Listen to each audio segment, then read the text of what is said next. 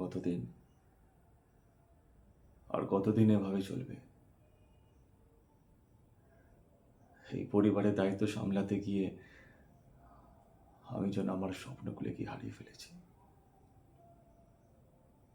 ছোট থেকে আমার আমার স্বপ্ন ছিল আমি একজন চিত্রশিল্পী হব, কিন্তু আমার বাবা মারা যাওয়ার পর সংসারের সব দায়িত্ব আমার কাঁধে এসে পড়ে। মা, ছোট ভাই, বোনের পড়াশোনা সব আমাকে দেখতে হয়েছে।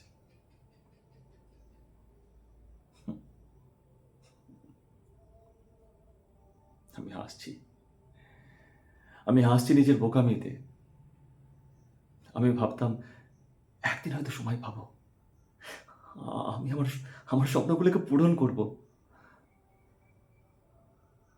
কিন্তু সময় আর হলো না। সংসার সামলাতে সামলাতে কখন কখন যে নিজের জীবনটা শেষ হয়ে গেল বুঝতে পারলাম না। মা সবসময় একটা কথা বলতে, তুই আমাদের ভরসা, শুভ।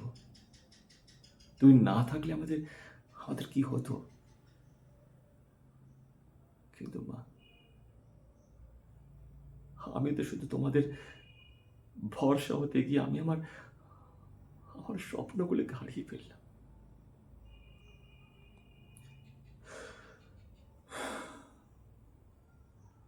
এই শহরটা এই শহরটা আমার স্বপ্নের কবরস্থান হয়ে দাঁড়িয়ে আছে। এর প্রতিটা রাস্তায়, প্রতিটা কোণে আমার না পূরণ হওয়া স্বপ্নগুলো লুকিয়ে আছে।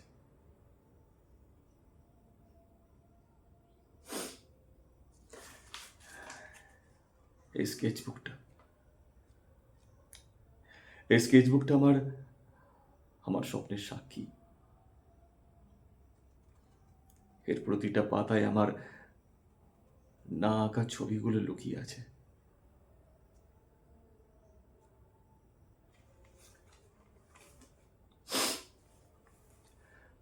আমি জানি